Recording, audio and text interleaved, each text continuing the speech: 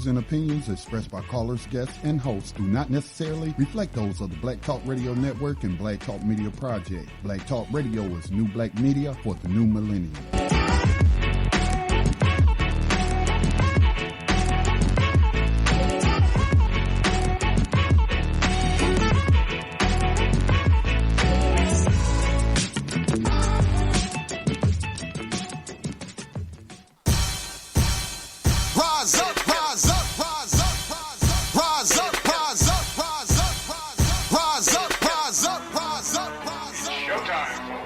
Lift your eyes up, let your wise rise up. See the signs of the times. If it's time, rise up, rise up.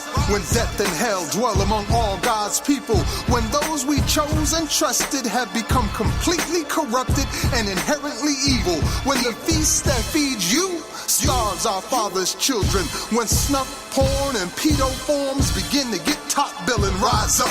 When famine claims millions, when justice gives blind eyes to billions, when the Lord's anger is no longer feared, if his protection is gone and your enemies are near, if you've seen the seas spill over and the mountains shake, break, and fall, if the moon ever turns blood red and you can't see the sun at all, rise up. No matter if the prize is high in the skies or deep in perdition, if our leaders are globally despised and always on the issue of 21st century legalized slavery, currently hosted by social activist and spoken word poet Max Parthas with Black Talk Media Project founder Scotty Reed.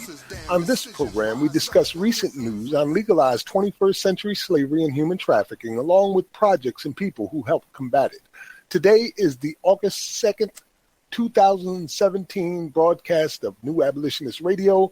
We're only 17 days away from the Millions for Prisoners March on Washington, D.C., August 19th, the largest gathering of slavery abolitionists in the U.S. history, and in my humble opinion, the best chance we have ever had to legally counter and defeat mass incarceration, prison for profit, justice for sale, and all the symptoms of slavery we experience today. On this day, in 1776, members of Congress affixed their signatures to an enlarged copy of the Declaration of Independence. I guess they felt like we do. Tonight, participants from the Ohio People's Justice Project events will be recalling their experiences during the Path to Freedom from Modern-Day Slavery held July 26th through 29th in Columbus, Ohio. We were honored to be a part of that, and hopefully some of the family that we met along the way will call in tonight and share their experiences. We'll cover as many current stories as we can and update you on the movement. Our abolitionist in profile will be Maria W. Stewart, abolitionist, speaker, and author of Religion and the Pure Principles of Morality. Our rider of the 21st Century Underground Railroad is Jarrett Adams, who was wrongfully convicted of rape in 2000 and sentenced to 28 years in prison. After 7 years of wrongful incarceration, he was exonerated with the help of the Wisconsin Innocence Project. In this segment, For Freedom's Sake, A History of Rebellion, we will be reading an excerpt from Howard Zinn's book, 1619 to 1741, Slavery and Slave Rebellions in the U.S. Got a question or a comment? You can call in toll-free from the USA and Canada at 866-510-9025. You can chat with us and others by logging in at uberconference.com/Black Talk Radio Network. Once again, I'm Max Parthas. What's happening, Brother Scotty? You there, fam? Yeah, I'm here. I'm sorry for the delay. I'm multitasking, got a lot going on, but good evening, comrade, and to all the listeners of New Abolitionist Radio. As Max stated, we do got this rally coming up August the 19th, and just trying to get these funds raised, and, I've already put that out there, and I'll be issuing an itemized list, to explain the cost this weekend after a conference call. So I'm really looking forward to that. But like I said, Max, hey, if all I can get is a van, and I had to sleep in the van, then that's what I'll do, because I'm not missing this. It's going to go down and everything's going to be all right. I believe that. I'm going to believe that too. Yes, sir. And thank you to those who have already contributed. I got a couple of pledges today, said they were going to send it snail mail through the mail. So, hopefully we'll hit our fundraising goal. We just had an unexpected cost, that I wasn't foreseeing. So we're trying to work out a proper budget, but we will issue an itemized list on that. But Max, right. I don't know if you've seen this on Twitter. It's been trending where it was trending a couple of days ago, but a lot of people been talking about this alternative history. What if the Confederacy had won the war? Apparently, this is a series on HBO or something. So I'm like, the dangers of that.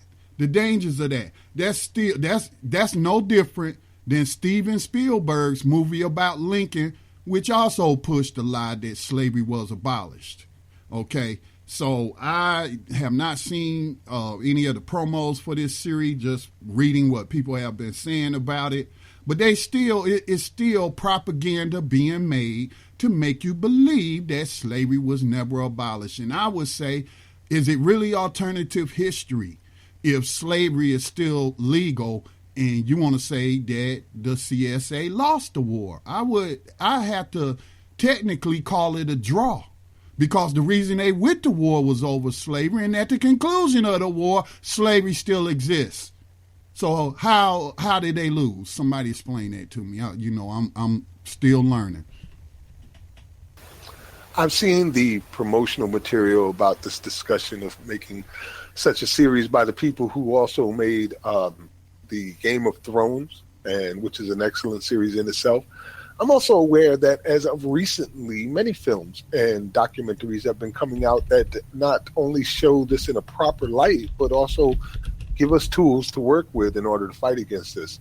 Even fictional stories, for instance, the Underground series, which wasn't picked up by OWN, but is an incredibly powerful and truth-filled series that I've never seen anything of the like before. They turned our ancestors into superheroes, literally. You know what I mean? It was like action heroes with modern day music going with it, and the types of things that they expressed and shown really reflected today's time. So I thought it was very insightful and made people think. The 13th is another example, that has come out, and then you got Do Not Resist, Slavery by Another Name. I don't want to say that it's not possible that these people could present to us a what if that shows exactly how people are doing it today, where you look at it and go, damn, that's happening right now. Damn, they doing that right over there. It's possible. It's possible. Yeah, I'm curious. I'd like to see some kind of trailer or an example of where they're going with this before I make my decision, because it could end up being the most powerful tool in media that we have. We don't know yet. Yeah, it is possible, but based off the conversations that's being had now, it's still people are believing and basing this off of slavery was abolished, 1865, and slavery would still exist if the CSA won the war. That's the Confederate States of America. And so to me, even though the film Lincoln has some historically correct information in it, it's still at the end, he's laying up in the bed with a black woman, that one senator, and not Lincoln, but that one senator who they say was instrumental in getting the 13th passed, and he's laying up in the bed with a black woman, and he's reading the 13th like he did it for her. When the truth is that at the conclusion of the war, Lincoln actually, before there was a formal, surrender, he actually met with some Confederate leaders. I read about this. This is history that is not widely known. He actually met with some of them, and we talked about it before, Max. I think you will recall, where I think they negotiated the 13th Amendment, and he was like, you know what? Okay, too many people are dying right now. Too many sons are losing their lives on both sides. So let's bring this carnage to an end. I told you from the start, before y'all seceded from the Union, that I had no intention of ending slavery. So what can we do? How can we bring this to a resolution? What if I allow you to keep practicing slavery, but you got to do it through the courts? That's how I imagine that conversation went, man. So I'm just always, because Malcolm X taught me the power of media, I'm just always very, very, very, very, very suspicious of anything coming out of Hollywood. Yeah, and you should be, rightfully so. But, you know, we're here, and if it comes out of space wrong, we'll let them know. You know, that point where you was talking about Lincoln, I'd never seen that film, but the area that you were describing sounded much like what Russell Simmons did with Harriet Tubman, basically making a big joke about how she screwed her way to freedom. And the things that we had to say about that at that time. You know? You are exactly not necessarily correct. Always, like sometimes the people that's supposed to be on our sides are the ones that's making the pure propaganda and most insulting crap you can imagine. Like they don't even care when they should have known all along. Right. That's the very last scene, in case anybody has it on DVD or I don't know if it's online. It's the very last scene right before closing credits. What's that game? Tommy Lee Jones character. Hey, I did want to say that the trip to Ohio, man, I thought was just super powerful, transformative, Scotty. We had some amazing experiences, met some amazing people. Everybody was moved on multiple occasions throughout those series of events put on by Hannah X and the People's Justice Project out of Ohio. We got a little bit of video and stuff of it. You may have seen the panel discussion, or at least my segment of the panel discussion, but there was so much more to it. Pardon me. Won't we be playing some of that tonight? Yeah, I guess we could play a few clips of some stuff tonight. There was just so much going on, and I'm hoping that some of our people will call in today and share their experiences who were there personally. Tribal, of course, is here with me. I suspect Yusef will be calling in, and Hannah, and we may even be blessed by a couple of special guests who we met along the way, and that was Malika G., who was the mother of Tyree King, 13-year-old boy who was killed by the police in Ohio, and also Adrienne Hood, we met, who was the mother of Henry Green, and we had some quality time with these mourning mothers, and I think we gave them some hope that, you know, that there's a change coming, that we can do something about all of this, so the next person's sons and daughters don't keep getting murdered. Yeah, certainly. Max, before we get into the show, I want to address something. It doesn't pertain to all the listeners, but it pertains to some of the organizers and backroom conversations we've been having. But I want to apologize. I want to apologize. Well, I don't know if apology. Let me just put it this way. There's a chance that somebody infiltrated one of the abolitionist group. And this is a white person, allegedly. You never know when you're dealing with people online. But this is a white person who tried to portray the movement, or they felt that it was anti-white or too anti-police or anything like that. And so I read it, and I probably didn't read it slow enough. But I read it again, and I went to that person's profile like you went to that person's profile, and it makes us believe that this person is infiltrating and trying to cause division. But I made a comment about in that group about, you know, let's not just dismiss people's concerns, and I'm not saying that's what was going on. And let's not be reactionary. Let's listen to their concerns. Let's address them. Now, I had expressed before, Max, to you about I was just afraid of people viewing the new abolitionist movement, this movement that encompasses so many different people, so many different personalities, and just like the abolitionist movement pre-1865, there are going to be disagreements. We're not all going to see eye to eye on the way to abolish slavery. You know, it's just going to be some disagreements, okay? But reflecting on that, I see where they were coming from. But, that's my concern. I don't want people to see the movement as a color-coded movement to where they think that we only care about black people. No, we care about ending slavery. And while it affects black people more than anyone else, on this program, we have spotlighted some of the victims who were non-black. Okay, Zach Hammond comes to mind. Out of South Carolina. The other guy in Florida, where they left a silhouette of his body on the cell wall, where they didn't douse the whole doggone cell with chemicals and what have you. And I know our enemies out there. I know how they operate, just like how they trying to target Black Lives Matter. We played the clip of Alex Jones and the NRA, and just how they've been using our skin color against us. But I also pointed out that, like the abolitionist movement pre-1865, you had abolitionists. It was an international movement.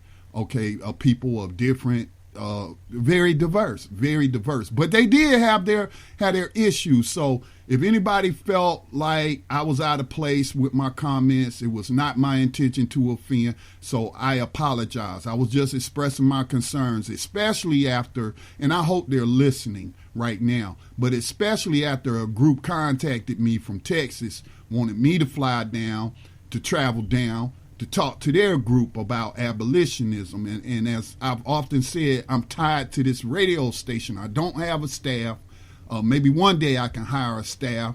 Not a lot of people know how to do the technical things that I do. And there are a lot of programs on Black Talk Radio Network, and even got more coming. And so it's hard for me to travel. And I suggested that a man very qualified, who's already out there traveling on a regular basis, by the name of Max Parthis, would be more than happy to come down. And they had a problem with your skin color and whether or not you was fully black and all of this and that. And so I was like, okay, if he can't come, if he's not welcome, then I don't want to come. That's just how I roll. Yeah, it's a level of bigotry we have to deal with in our own communities, and I've dealt with that all my life. I was raised in Paterson, New Jersey, in a black neighborhood by black family, among black cousins, and I had a black wife and black children. If I don't know nothing about being black, don't nobody know nothing about being black. Right. And my lineage, I can trace all the way back to the 1600s. I know exactly where I came from. The only place I don't know is what nation in Africa my ancestors came from, those who are a part of my African heritage. Right. So that's where I was coming from with my concern. It wasn't that I was siding with that person who may have been an infiltrator, just trying to sow discord and division. But that's where I was coming from. Okay, is that, we need all hands on deck for this. And anybody, I really anybody that knows me, I really admire Malcolm X a whole lot. And I know a lot of you like to be stuck on Malcolm X when he was in the Nation of Islam.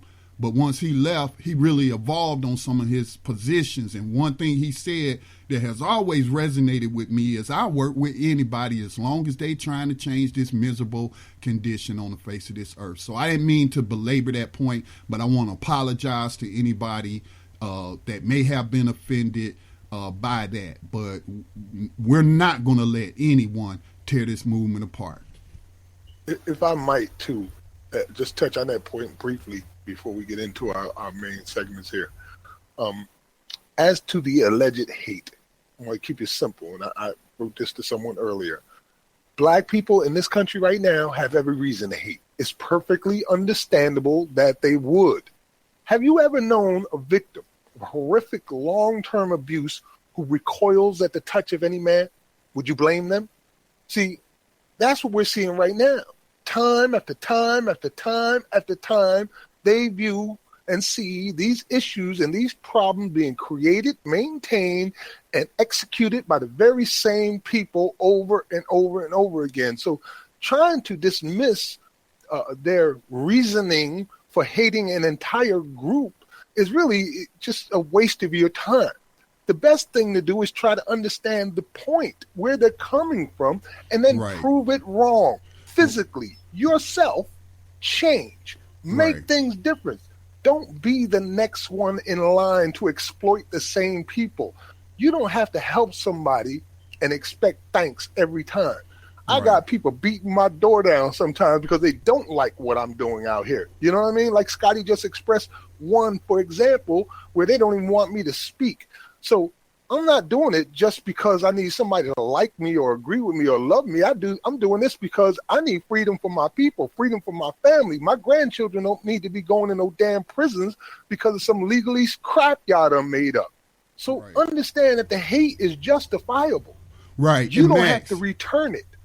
And Max, I actually expressed that as well, that if you say that you are ally and you classified as white in this system, you need to understand the abuse, the daily abuse that we are subjected to as people classified as black under this system.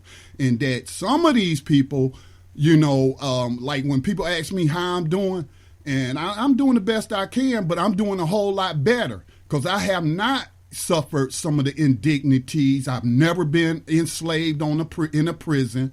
My little brother was, but that hasn't touched me.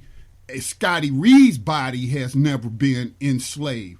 But you need to understand that even though I don't agree with, and I can't, what's her name, Dr. Joy DeGruy, who talks about this post-traumatic slavery syndrome, I don't agree with that because it ain't nothing post about it. Slavery is still occurring. All of these killings we seeing in the street is connected to the continuation of slavery.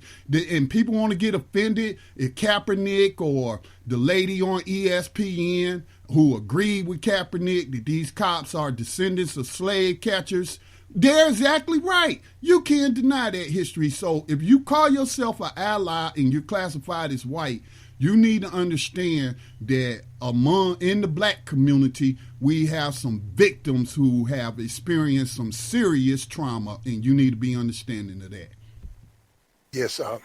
You know, last year around this time, I spoke to 6 women in a row who had lost their children to police violence. 6 black women with their children murdered by police. And it resulted in a poem by Tribal Rain by the name of "This City is Full of Mourning Mothers." And just here in Ohio recently, talked to 2 more mothers who experienced the same thing. And they heard that poem by Tribal, and it really brought tears to their eyes because somebody was voicing how they feel.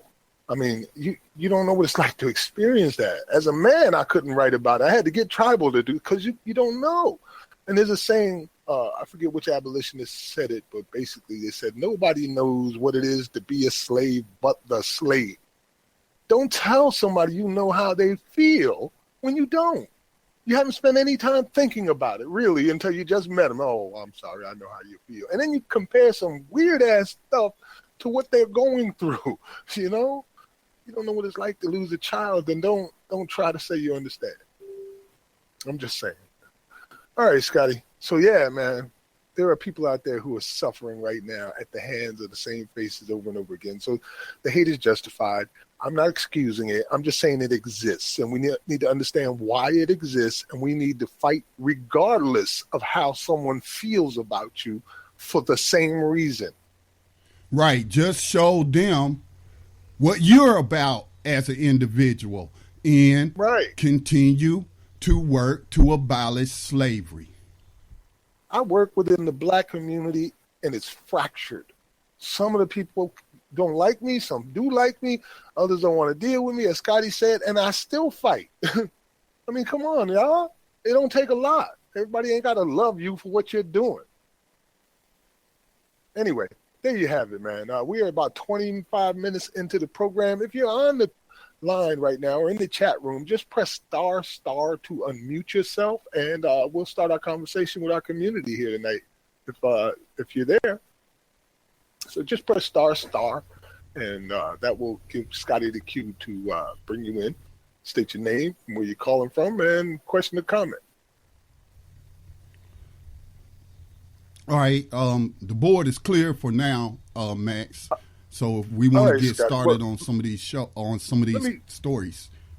Let me recap. So the Ohio thing is important. I want to get it through some of that and talk about it, if you don't mind. Of course not. Of course not. You're the producer, Max. I just thought it was extremely transformative, and it was one of those you had to be there to really know just how big. It gave a lot of hope to a lot of people, and for me in particular, when we first got there, the first thing I did was talk to a woman who was in the hotel room across from us, and in 10 minutes she was an abolitionist, which expresses how simple this message is. The truth is so easy to tell. It's the lies that take all the work. And in 10 minutes, she was an abolitionist, and she wasn't a person of color either. She understood everything, going through all of it, dealing with all of that. That was how we started in Ohio, out in Athens. Then we visited the Historical Society there, and we talked with the director and the curator, who will be bringing us back to talk directly about the 13th Amendment. You know, we were at the first Christian church there, huge church in Ohio. Man, and it was pretty fabulous. They didn't know anything about this. Again, something we talk about on this program all the time. The brightest among us have never known. And when they find out, their minds begin to change because it's the key element, that whole 13th Amendment. So we went from there at the Historical Society in Athens, Ohio, and then we ended up in Columbus. And the first thing that we saw down there, man, was the most beautiful thing ever. And it was the finale for Freedom School, put on by Hannah X there in Columbus. And basically, it was a lot of pre-high school kids or young men and women, excuse me, Trevor? 5-year-olds, 8-year-olds, maybe some as high as 12 or not 10-year-olds were there. And they had been learning for months about their history and focusing on reading and how powerful reading is and learning and understanding and things like that. And they put on a play at the end of their finale, which was awesome, man. If you've never heard a bunch of children chanting with all the enthusiasm they can muster the words, "Hold up, wait a minute, let me put some freedom in it," then you have never lived. I'm trying to tell you, Scotty, it was a beautiful thing to witness. We have some photos on it of it available, and I'll share them. And so that was how we started in Columbus. There's a big organizational community in Ohio, throughout the state. Of course, the Ohio groups that are supporting the Million for Prisoners Human Rights March are out there. And in Columbus, they have another big organization, and it's all about abolition. They all believe the same thing, that this has got to end, and they've been supporting it wholeheartedly. And she had planned a viewing of the 13th with a panel discussion, and it was a very powerful panel as well. I'll save some more of that story for later on during the night, because I'm sure at least a few will call in and we'll share some of what happened there during that circumstance. But I also happened to visit a Palestinian support rally where they were boycotting or calling for the boycott of Israel goods and services and stuff like that in support of what's going on in Gaza. And found out that they're also in support of the abolitionist movement. I got to speak to that crowd there at the Capitol State House building there in Ohio, and they were very receptive of the message that we bring, especially when they started realizing, I think some of them already knew it, because I do believe they mentioned it, that the prisons, which house prisoners here in the United States and in Europe, also house those Palestinians right in Israel, G4S. There's this key element all across the world where oppression is found that includes these prison systems. So that was a pretty amazing experience as well, to be able to speak on that. And you know me, Scotty, I'm like, we've been marching for everybody all the time. Now is the time for you to march for us. Because, it was saying the Palestinian fight is the black man's fight. The African Americans are fighting. And they were, saying that we should all stand in solidarity with the Palestinians. But I have to keep expressing that we're dying right here, right now. We need you here right now. We got this march scheduled for the 19th of August, and it's one of the most powerful moments in American history where we have an opportunity to make a real change. We need you now for all the times we've been there for you. Just saying. Scotty, go ahead, take over, brother. No, man, I agree. You know, I do share stuff from struggles all over the world because I really, you know, Malcolm X inspired the Black Panther Party. So I look up to those elders as well and how they moved internationally and how they link people's struggles together. So I have always shared that information. When it's been passed to me, I pass it on, you know, to the network that I have. And so it is all linked. Oppression is oppression, you know, and many of these same players that are involved in enslaving people here in the United States operate internationally. So I recognize that. But at the same time, though, you know, when we need it, and we need it, we're trying to abolish slavery. If we're in the belly of the beast, if we abolish slavery here, do you know that's going to have a ripple effect? What do they call that? The butterfly effect or something like that? Butterfly effect. That's right, Scotty. Yeah. So that's why, and I'm not saying everybody has a right to self-determination, but a brother had reached out to me today, and he's talking about moving outside the United States. He's actually outside of the United States. And we do have those brothers and sisters that talk about migrating to Africa and just getting out of this place. But please don't take this in the wrong way. But the people here who are oppressing us here, their reach is global. And G4S, which Max mentioned, is operating in occupied Palestine, is the largest employer in Africa. So we're in the belly of the beast. And I ain't never been one, and don't take this the wrong way, but I ain't never been one to run from a fight. I'm behind enemy lines, trying to do as much damage as I can to this system. Right. And, you know, the thing that people need to understand is what we're attempting here is the new thing. It's something different. Everybody's calling for radical thought outside the box. And here we are presenting it, and groups like the NAACP decide that, you know, they don't want to put anything behind us in this effort, while the ACLU does put their efforts behind us now. They're sending a speaker to the Millions for Prisoners March on Washington, and I got to applaud that. But the NAACP has decided that they're going to go on a listening tour. Why are you going on a listening tour when I have spoken to at least a dozen of your members, including your main office, as well as the other people in our groups have done the same thing? Right. And now you're going to go on a listening tour. You ain't heard us. Who are you going to listen to? You ain't hearing us right now. So, like, I'm connected to chapter members through social media, and I've actually interviewed the one in Charlotte. I've also reached out to the one here in Gaston County, who most people wouldn't think Gaston County had a chapter of the NAACP. That's because they don't do nothing. Dude just sit up on Facebook sending out the stuff that Reverend Barber is sending out. But when I asked him about these Confederate monuments on public property and what their symbolism means, and that this is slavery and they're honoring slavers, we ain't got time for that right now. This is when Bree Newsom had scaled the flagpole down there in South Carolina. And she ain't even from South Carolina. She from Mecklenburg County, North Carolina. And she scaled that flagpole, put her life at risk, put her freedom at risk to pull down that Confederate flag, and you see that flag still ain't whipped back up. All right. So you're gonna sit up and tell me, oh, we ain't got time for that right now. Now, I have noticed that you do got some radical NAACP chapter members across the country, but they are far and few to find.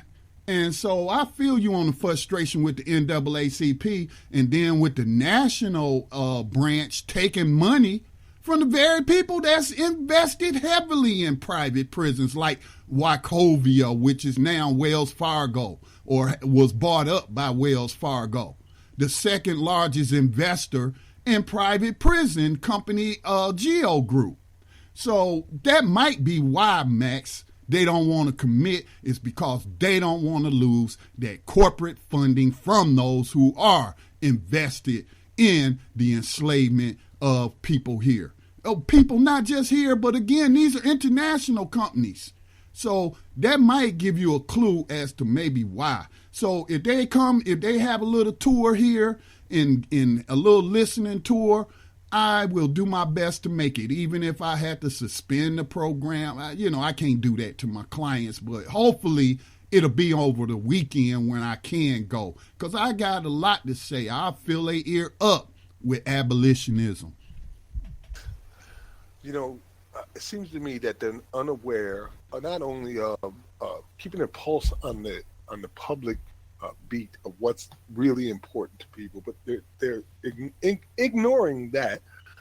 But it seems also to me that they don't have the full picture. They're not aware of what's happening right under their noses. In my discussion to them, they told me that they, at the main office, said they do not support any attempt to reinterpret the Constitution. So there's the fear. Okay, I understand your fear. You're in a hostile climate where Republicans run everything, and many of them seem to be racist supremacists or racist supremacist supporters, and you're concerned that if you open up the Constitution at that point, they can do anything. They could put anything in there. It could be worse than it is right now. I get it.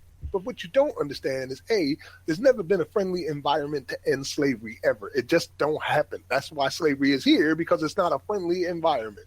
The second thing is that there's this convention of states thing going on right now underneath your nose. They only need 34 states in order to open up the Constitution for reinterpretation. They're at about 12 right now.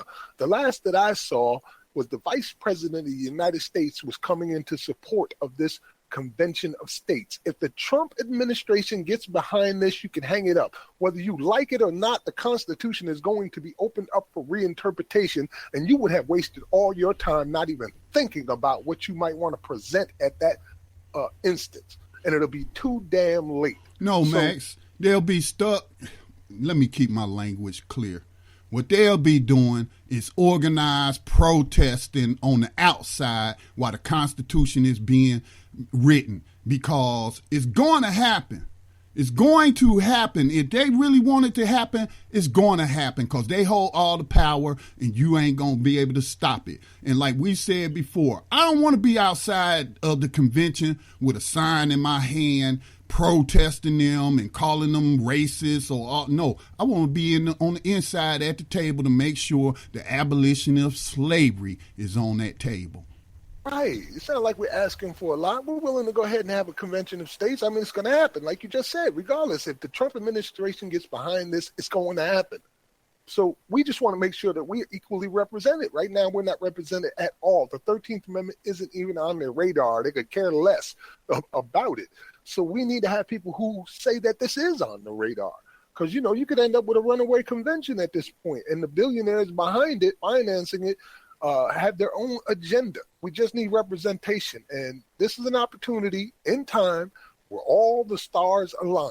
The people are ready. The incidents are there. The events are there. Everything that you could think about that you would need, including a complete and total eclipse of the sun, is about to happen. You need to get your ass in gear. Most certainly.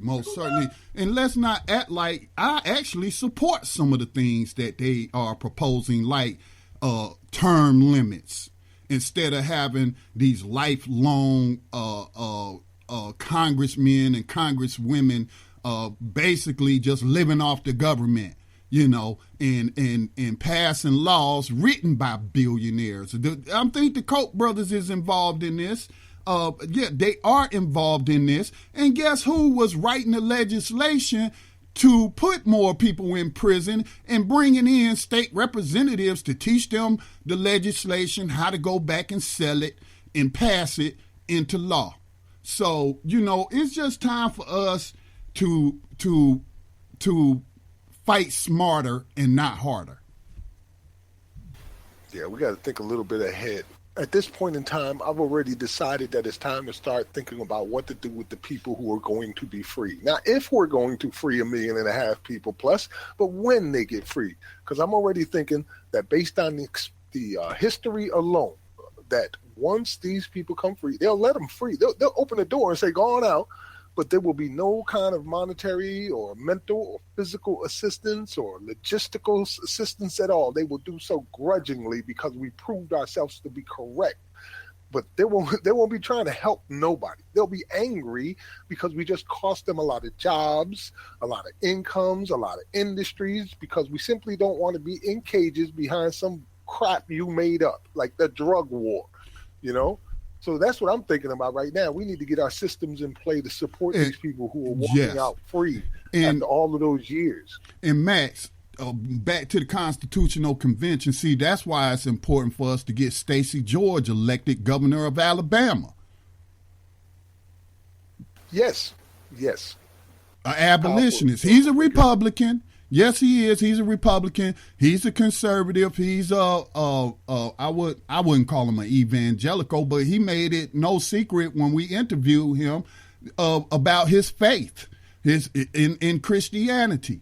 But he also understood that slavery was never abolished. He put some concrete things to on the table to lead to abolition in the state of Alabama. And so a person like him, if he becomes elected governor of Alabama and will be part of that constitutional convention and whatnot. See, that's how we get our foot in the door and get what I don't have to agree with a person 100% on everything, just the most important thing, and that's ending slavery.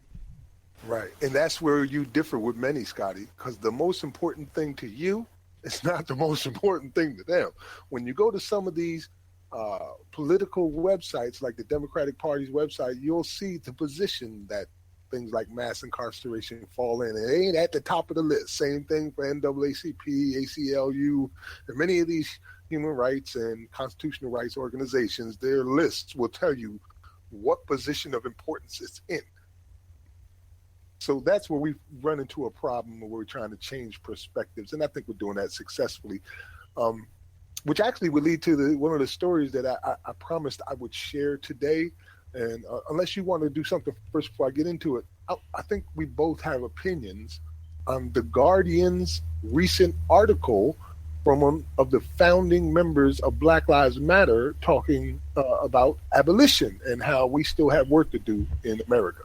That was from Patrice Cullors. Yes, I do have strong opinions on that, and I thoroughly read it. I read it twice, okay, just to be sure I was reading what I was reading and comprehending it correctly. So if you want to go into that, Max, please do. But let me just let you know, I identified a problem with BTR community.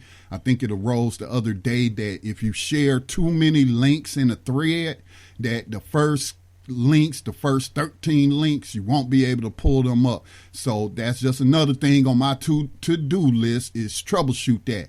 So Max, I just wanted to let you know in case you're having the same problem with those first 13 stories. Man, that number 13, 13th Amendment. But yeah. That's what Stacey George says. That 13 seems like it's special at this time, and it is. Right. Popping up everywhere. It's telling everybody the key is here. So I just wanted to make you aware of that in case I wasn't able to get to one of the stories you shared. Okay, I'm trying to keep up and post on my New Abolitionists Radio's Facebook for our listeners and for you too, in case you need to pull it up real quickly and aren't able to locate it.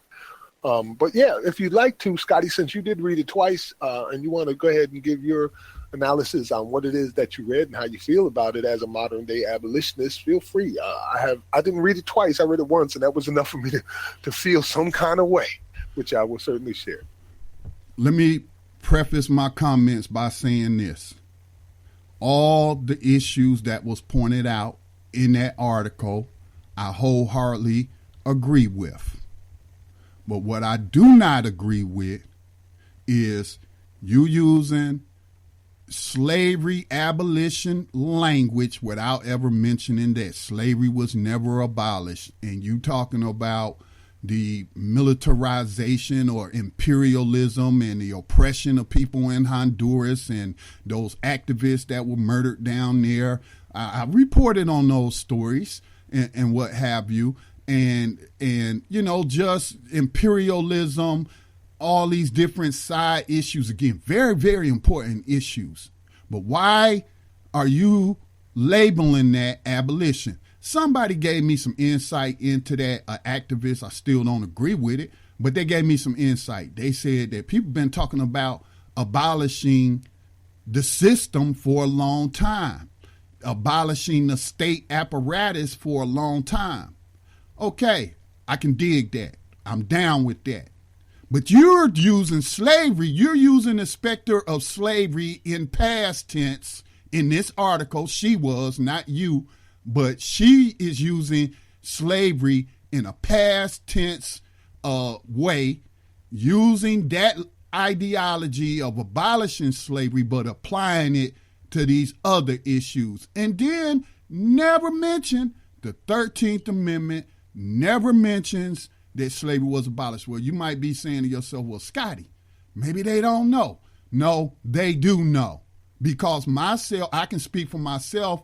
I think Max has communicated with them, and we've had some of their chapter members on this very program who do acknowledge that slavery was never abolished. So I sent them emails. I've sent them, y'all need to include the abolition of slavery in your planks. And never got a reply.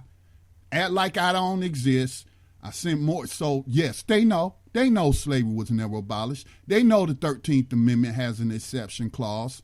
But to this date, unless it was put on there last night, abolition of slavery ain't on their platform.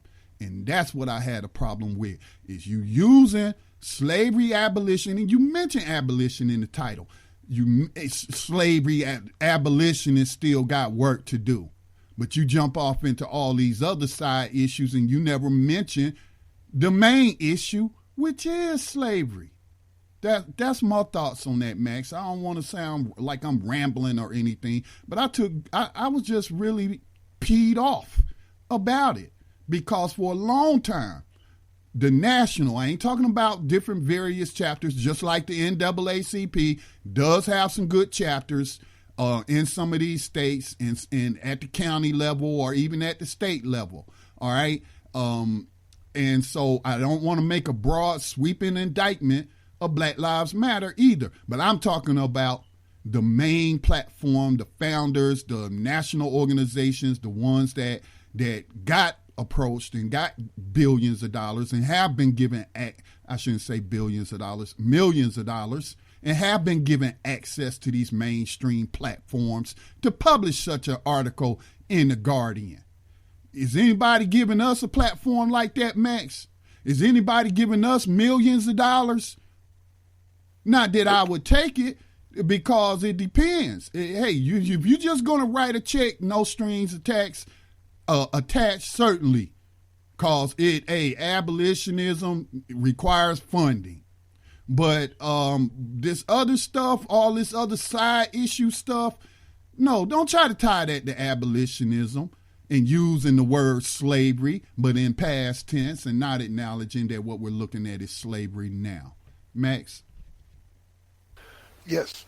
What I would like to do, for those who have not read the article, which is available on New Abolitionist Radio right now, is just to read an excerpt from it. So I'll have some basis for you to understand what I say afterwards. All right. This is part of the article that is out, and it says the cost of prisons, systems, militarization in this society weighed down by vestiges of slavery. Make note of that word vestiges, because she uses it, I believe, 4 times in here, as if to remind us that this is not really slavery. It's just some vestiges, like a shadow of something from way back when. A recent study found that in the U.S., the cost of prisons exceeds $1 trillion. This comes at the expense of families, children, and entire communities. The same study determines that the U.S. government's operational funds for federal and state prisons, as well as local jails, stands at $80 billion. On top of this lies the emotional, psychological, and physical trauma associated with separation, constant policing raids, arrests, incarceration, and law enforcement killings. Black communities and other communities of color are visibly under attack in the treatment. Abolition is necessary if we want to see these conditions change. We must commit to transforming these systems. We're not just fighting against the prison complex, criminalization of Black people and other communities of color. We also want the right to determine how we live and build up our communities, participation and conditions. We must ask ourselves, how do we build an abolitionist framework and practice for our movements today? Abolition pushes us to imagine. Abolition inspires us, and abolition reminds us of who we can be. Imagine a society dedicated to people and our collective well-being. What does it take to get there? What examples already exist that we can draw from? With abolition, it's necessary to destroy systems of oppression, but it's equally necessary to put at the forefront our conversations about creation. When we fight for justice, what exactly do we want for our communities? Now, that's the part that I want to read for you, because that's exactly what we've been saying for years now. We had it on point. They know who we are, and they've heard from us. We've talked with their lead organizers on a number of occasions. I have demanded from friends of mine who are leaders of particular chapters that they contact the main office and get this on the agenda, and they've done so. So they know who we are, and here they are pretending like there is no abolitionist movement. And then later on, you'll hear her say that she's always been an abolitionist, and kind of this is an idea she just thought up right now. Let's do it this way. And as Scotty said, instead of applying it to ending slavery, she applies it to at least half a dozen other issues that are going on, to which it does not apply in its entirety and in its intention. So that bothered me. And there was zero, not one mention of the Millions for Prisoners March on Washington on August 19th, as if that don't exist either, when we've got chapters promoting it. Now, how do you not know about that? So that made me feel some kind of way. Like, back in the day, we used to call these D-riders, where they would see something that's working and then try to pretend like they came up with the idea and then misdirect you to move it in another direction. I don't appreciate that at all. At all. Malcolm X, look, I'm sorry, I didn't mean to interrupt you. Go ahead, Max. You just misdescribed this entire movement and misdirected it in the wrong direction while continuing to hide the actual problem when you are fully aware of it. And I feel some kind of way about that. That's me right there. I feel you wholeheartedly, and I'm in agreement. And Malcolm X warned the grassroots movement when they did that first march on Washington about these rich liberals giving you money and giving you access to their newspapers, and then it's no longer a grassroots movement, but it's a corporate sponsored movement. That's what this is what their national apparatus reminds me of, that which Malcolm X warned us about. Yeah, I'm not making any accusations. I'm just talking about what I saw with my own eyes and read that she wrote herself. These are the people who originally created the Black Lives Matter movement and now, doing whatever with it. And I'm talking about that. And that is offensive to me. Like, you just overlooked us completely, like we don't exist, and you just came up with this idea, and then you refuse to even say a word about a march that you know all about, as if, don't let nobody know that's going on until we do it. Come on, man. What the hell is that? I ain't making no accusations. I'm making accurate observations. Right. And, there's backup to what we're saying. We just got an article that came out from the San Francisco Bay Viewer, which is a huge supporter of the abolitionist movement. It has been around for like 40 years fighting for people's rights. And they were talking about the 13th, the film itself, and also Michelle Alexander. And again, how the 13th really didn't focus on the 13th Amendment and how it creates modern day slavery. It's a great tool, but it only went so far. It didn't say this is slavery. It implied things and left it for you to decide. And it didn't even offer abolition as an answer, not even once. Now, there was only like one reference of abolitionists in the 13th, and that was of the abolitionist movement, but never referred to abolition as a possible answer to what we were dealing with. Yeah, now, I have talked about this in the past. I cut Ava DuVernay some slack on that. And she's not the only producer of that film. That film was, the ideal to come up with the film was actually hatched by an executive of Netflix. And they contacted her and said, here's some money. We want to film about the 13th Amendment. And so it was a bunch of other, people involved in the behind the scenes. But when you're talking about a documentary, she reached out to the people that are showcased. Not saying nothing against those people. They are involved in some good work. But many of those people, only one of them, in my opinion, the white guy, he hosts a radio show, don't he, or something like that was in there. He is the only one who was clear on the 13th never abolishing slavery. The other people kept talking about mass incarceration and what do they call that? Intersectionality and all these big words it's slavery. The title is the 13th. And so with a documentary, you don't put a script in people's hands. You just put a microphone in front of their face. You put them on camera and they speak from their perspective. So I cut her some slack on that, because, a documentary isn't supposed to be scripted. She saw the people that's in the public eye, identified them, said, hey, I'm making a film about the 13th. I see you talk on criminal justice issues, so I would like to interview you or make you a part of this film. So that's not, in my opinion, that's not on her. Okay, that was on them activists, and actually one of them who is coming around, and he does great work. He does great work, and that's Brian Stevenson. But Max even had to. I don't want to say confront. That'll be the wrong word. But you had to make him be clear on the 13th Amendment when you was at a forum that he held, and you put the question to him.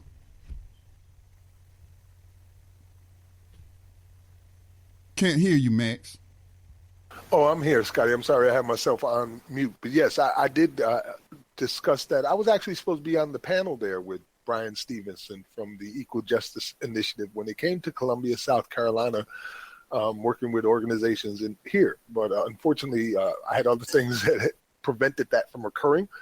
But I did manage to get there the day of in the audience, and I presented a question to him from the audience to clarify, because in the opportunities that he has had to date, he wasn't really clear about an abolitionist movement and this being slavery.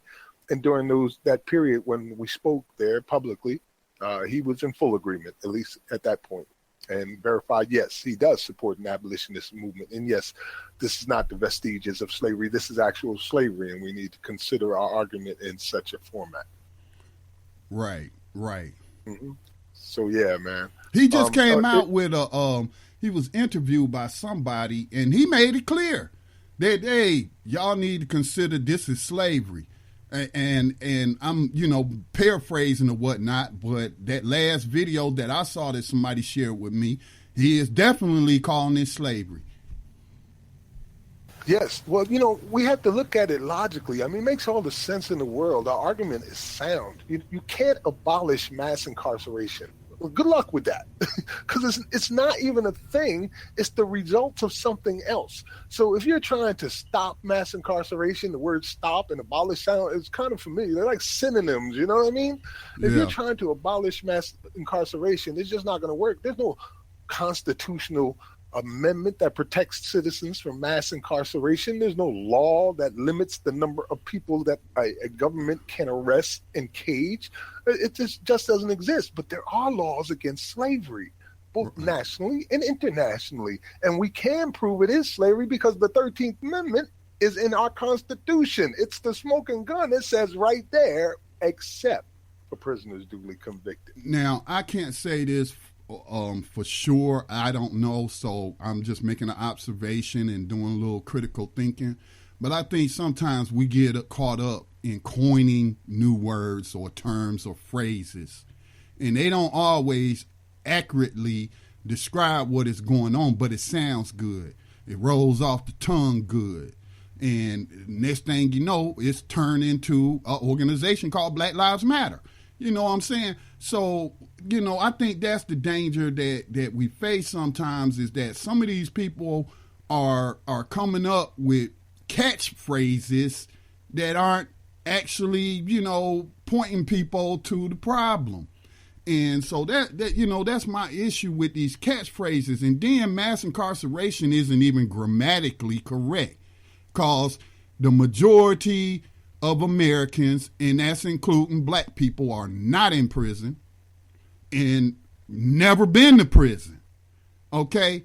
And at one point, if I remember my history correctly, there were like 5 million enslaved victims in the South at one time. There's not 5 million people enslaved right now. It's not.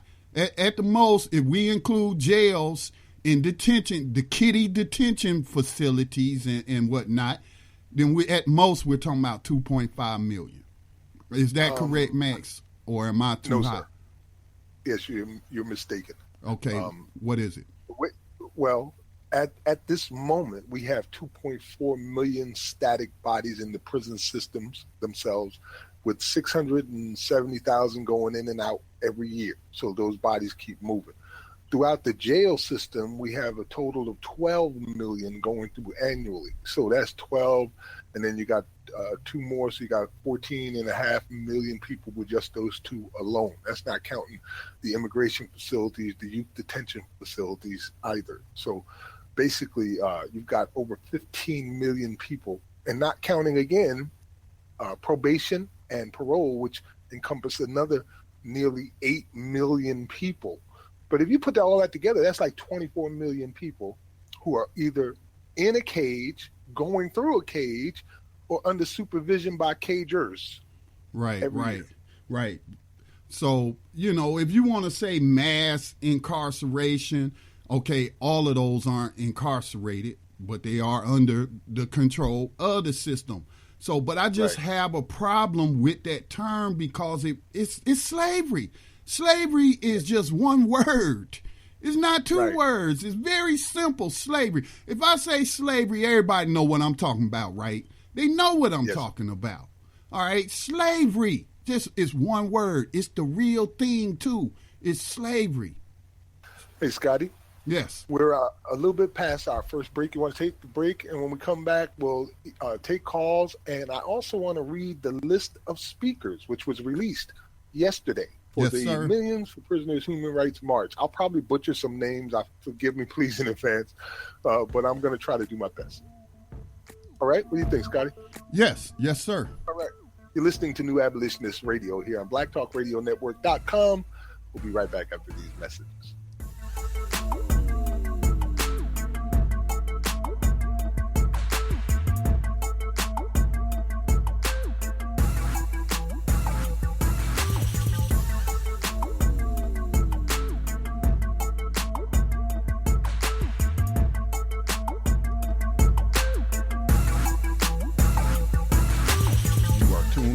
Black Talk Radio Network. For podcasts and live program scheduling, visit us on the web at blacktalkradionetwork.com.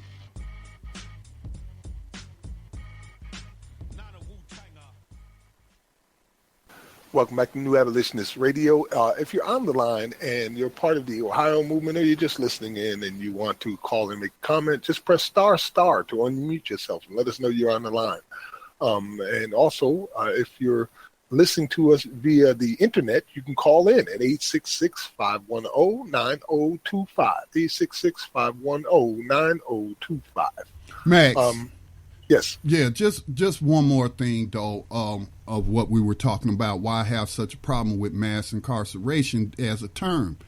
Because if we keep calling it something other than slavery, then it is going to make it, although we are making some progress in getting the masses to recognize it as slavery, but I just feel like that is just prolonging the ability for us to properly convey what is going on. And it also lends support to the false narrative that slavery was abolished.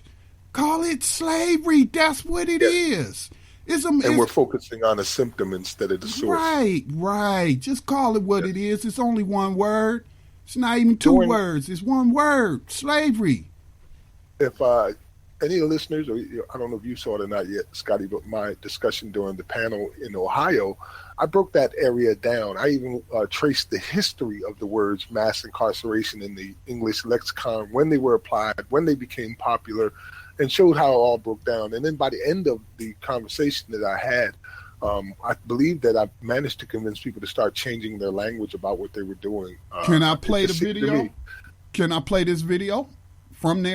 Yes. It's a 30-minute video, so if you want to play any of it, maybe just a clip towards the end would be cool. A couple minutes towards the end. The one I'm looking at is post number 4. I was able to rectify some of that problem with BTR News. It's a path to freedom from modern slavery. Yes. So if you want to start somewhere towards like a few minutes from the end, that'll be fine. Okay. How about 5 minutes before the end? Perfect. You'll be listening to this, The Path to Freedom from Modern Slavery, my discussion during the panel of the People's Justice Project, July 29th in Columbus, Ohio. Well, I just clicked on it and it said it couldn't be played, so I'm on Facebook now where it was originally posted, so let me see if I can get it to play now. Looks like it's starting up. I also put it on New Abolitionists Radio, too. Yeah, it looks like it's starting up. There we go. There we go. It's 30 minutes, so let's get at point 25. Here we go. Rights violated 24 hours a day, 7 days a week. The Fourth Amendment, right to protection from illegal searches and seizures. But where's the stop and frisk? Happens all day, every day. What about the asset seizure laws that right now Jeff Sessions is pushing forward, where they can just take your property and never charge you with anything? So that's the Fourth Amendment. What about the Sixth Amendment, which guarantees you the right to a fair and speedy trial? That is your guaranteed right. There are people down here overseas right now talking about, I fight for my people's right at home, the Constitution. When you hear the President say, I'm a president of law and order, he's talking about the Constitution. The Sixth Amendment guarantees you to a fair and speedy trial by a jury of your peers. But right now, 95% of all cases end up in a plea bargain. A backroom deal where prosecutors are terrorizing and bullying people into admitting to guilt to crimes that they haven't even done. If you don't accept this right now, you're going to be 20 years in jail. And if you go to court, you're going to lose. I win every time. I got a 98% success rate. So what do you got with? You don't have any private defenders. Public defenders are so overwhelmed right now in Louisiana. Some public defenders are handling as many as 1,000 cases a year. You must be like a dealer in Las Vegas. Like, here's another case, and another case, and another case. Just shuffling it out to the prosecutor. Yeah. So that's the Sixth Amendment. And then there's the Eighth Amendment. The Eighth Amendment guarantees that you will be protected against excessive fines and fees and bails, right? Well, look at what we're dealing with right now with all these fines and fees and bails. The investigations in places like Ferguson and cities like Cleveland here in Ohio show that they're using their prison industrial complex as a money generator through these fines and fees. And then they put these people in jail for these ridiculous things like last year, there were more arrests made for personal possession of marijuana than there were for all violent crimes combined. So they put these people in these jails like this and they're saying, you know what? I know you don't have a job, but your bail is $5,000, Sandra Bland. You're not going to get out of here unless you got $5,000. That's extortion. And it's a constitutional right of ours that we should be protected from it. So I'm just saying to you today that you need to do two things. It's very important that you do these two things. One, get your language right. Call it what it is. That is so important. Get your language right. When you start calling it what it is, that helps you to understand what you're dealing with, and the people around you can have a clearer understanding of what they're talking about. And the other thing is to change your mind. Change your mind. Revolution doesn't start in the streets. It starts in your mind. Change your mind about what you're dealing with. Start calling it slavery. Start acting like it's slavery. Start talking to your congressmen and your senators and your prosecutors, and when you say to them, we want to end this problem, and he says, what problem? You don't say mass incarceration. You don't say over-criminalization. You say slavery. And they say, what slavery? Read the 13th Amendment.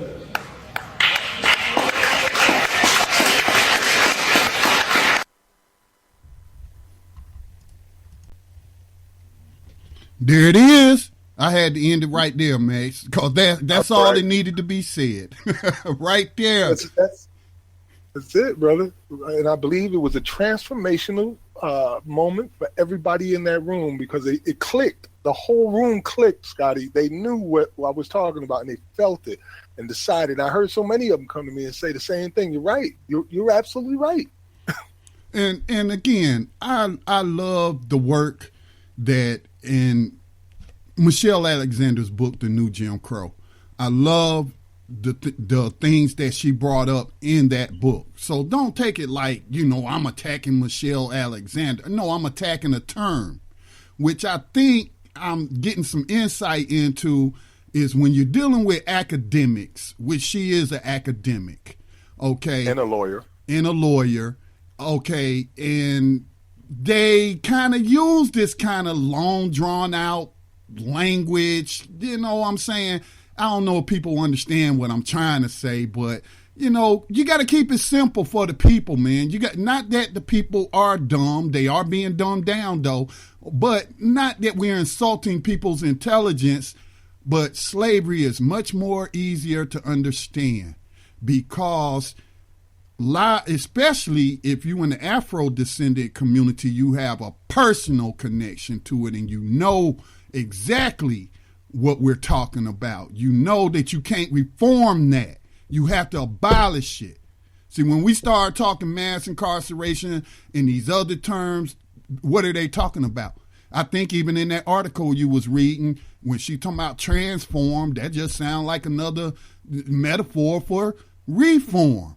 No, let's abolish. If you're going to use the word abolish or abolition, we're talking about abolishing something. You can't, reforming slavery is what we got through the 13th Amendment.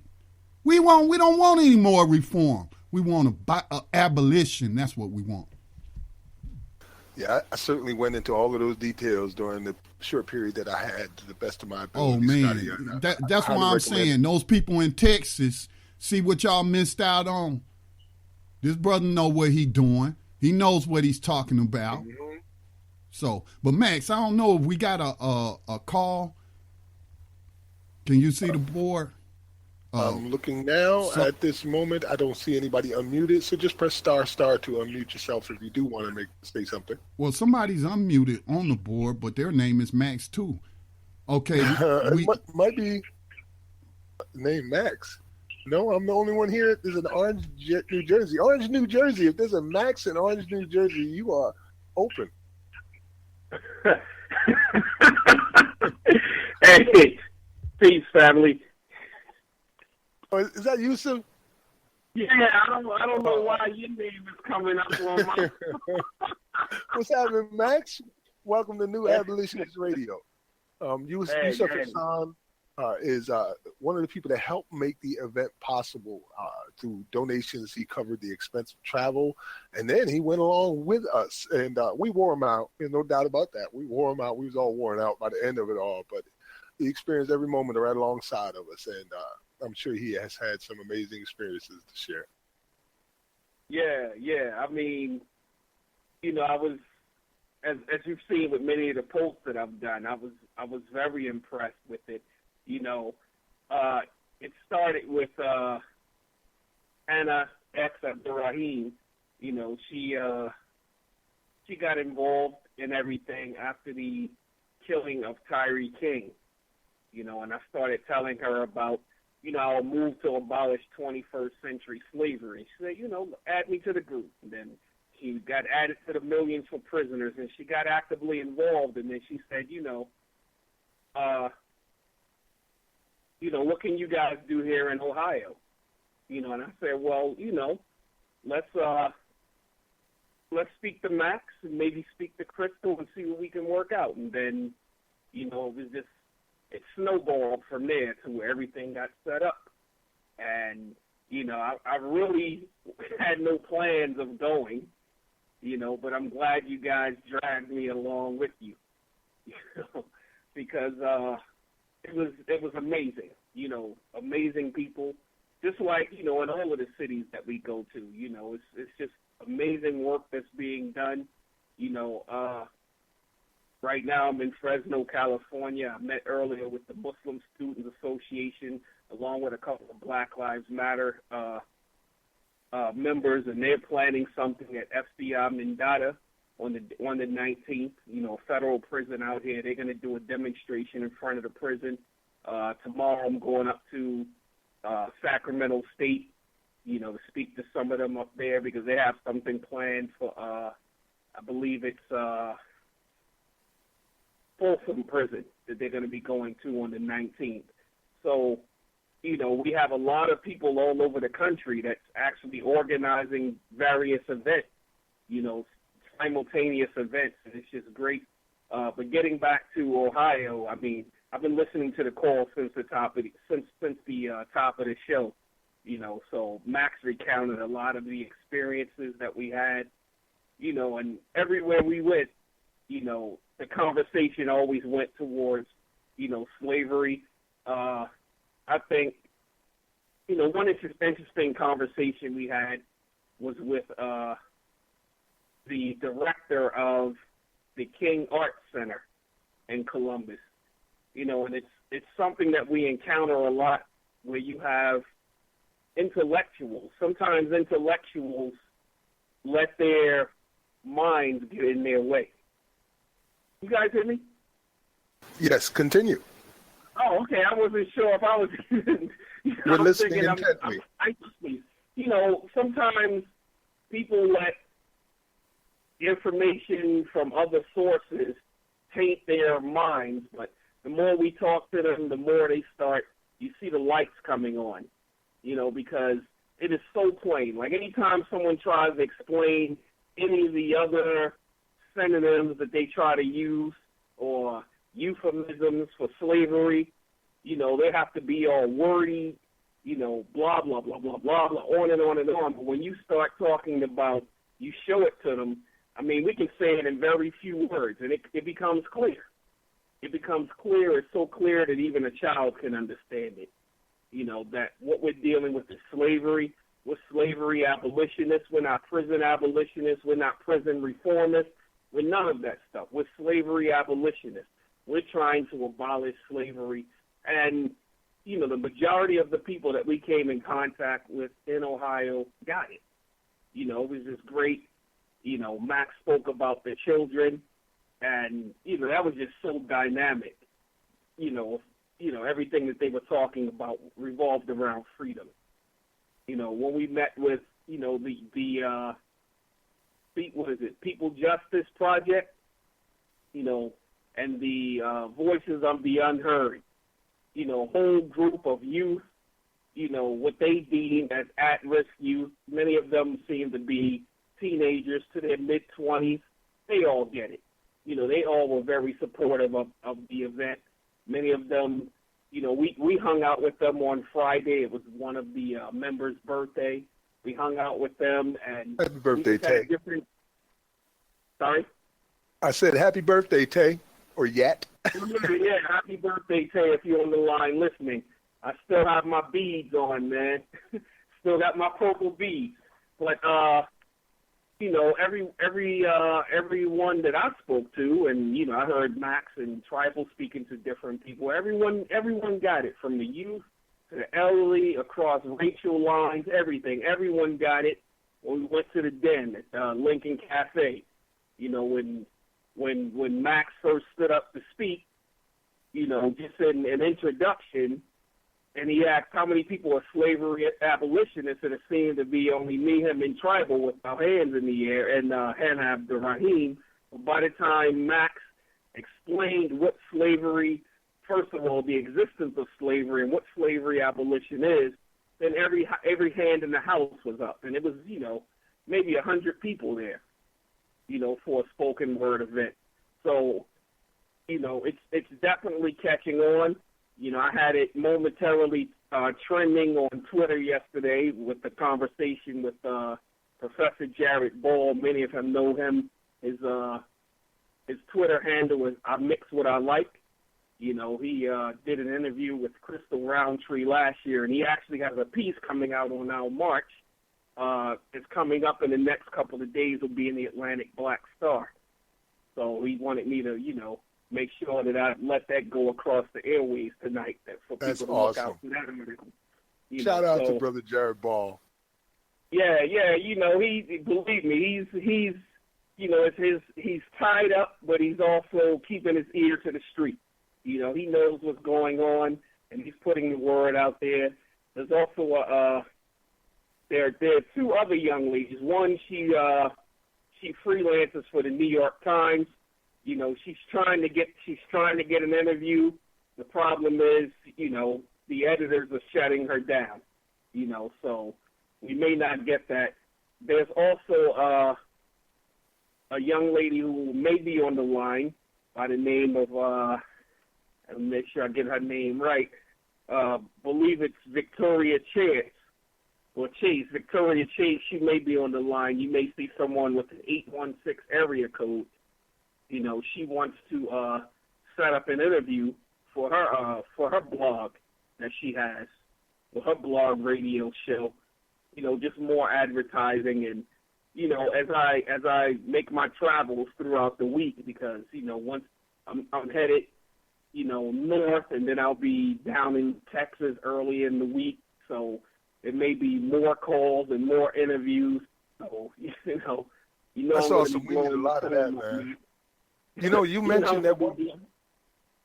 Sorry. Yusuf, we need a lot more of that. But you mentioned at one point the discussion we had with the director of the institute there, the complex, which was dedicated to African American history. It had an entire section dedicated to nothing but slavery.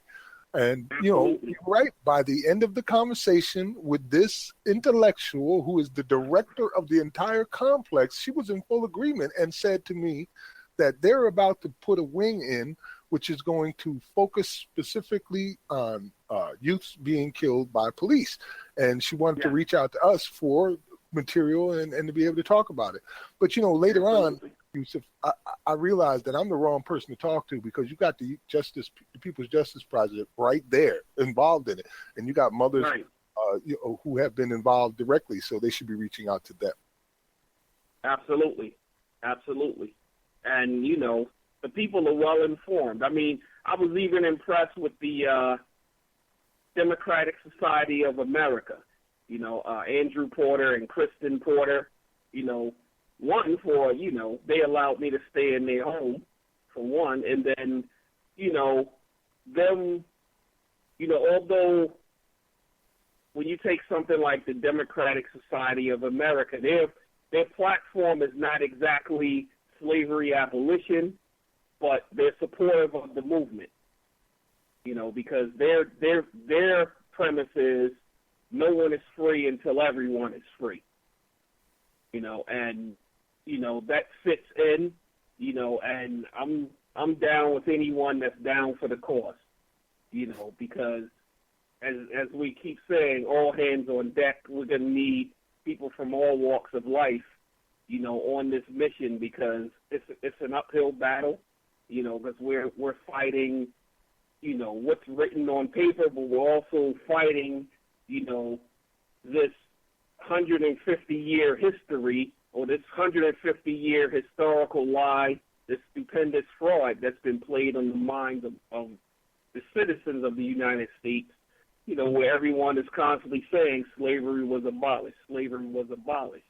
And so it sounds like such a far-fetched idea when we come along saying, no, slavery wasn't abolished. And they're like, what? What are you talking about? The Emancipation Proclamation, all of these things. And then once we point it out, they say, look, read the 13th Amendment. Is that my cue? Start wrapping it up? No, that was Tribal Reigns sending me a message. Yeah. But Yusuf, I know you're around somewhere. Yeah, Yusuf, Tribal is only a few steps away, man. Yeah, I just want to acknowledge the other caller. So we will come to you. So please don't hang up. We want to hear what you have to say. Please, by all means, put the other callers on the line, because I'll talk all night, man. I just had such a great time in Ohio, man, and I can't wait to get back out there. But it was a pleasure to travel with you, brother. Yeah, yourself. I want to thank you for saying what I was trying to say in a more clear and concise way. When you said intellectuals, when you're dealing with people in academic circles who are intellectuals, sometimes they make things more complex than what they should be, when it's just as simple as one word, slavery. So thank you for explaining that better than I could. I appreciate that, brother. Thank you for the compliment. You're welcome. Caller, we have a caller from the Ohio area. I don't see any numbers. The numbers are blocked, so you have unmuted yourself. Welcome to New Abolitionist Radio. Please go ahead, give us your name and share your comments with us. Hi, Max. This is Hannah. How are you? Peace, my sister. Welcome to New Abolitionist Radio. We're finally going to conclude this whole series of events. It's not over. Even after the 19th, it's not over. Right. It's not going to be over till slavery is done. But Hannah, it was the architect behind most of all of the things that occurred. You were a wonderful host as well. And I was proud to fight beside you and have the opportunity to speak to your community as you allowed us. Thank you, Max. I really appreciate you guys coming. Yusuf actually just broke down, and hi, Yusuf. I know you can probably hear me still, but Yusuf broke down how it all started, how we got to the panel, and just him being that connection and introducing me to the 13th Amendment back in 2015 is such a blessing, because it's like everything fell in place, everything that I already knew and already was thinking of, like it just already felt like it fell in place like dominoes. So just to be enlightened that slavery is still legalized and that it's the only way to get true independence for us as Black people and for all people. That's the only route that we can go, but specifically Black people, because like I've been saying, like they just took us from the plantation to the prison system. It was already a calculated design. There's nothing wrong with the system. It's how they want it to be. That's how they designed it.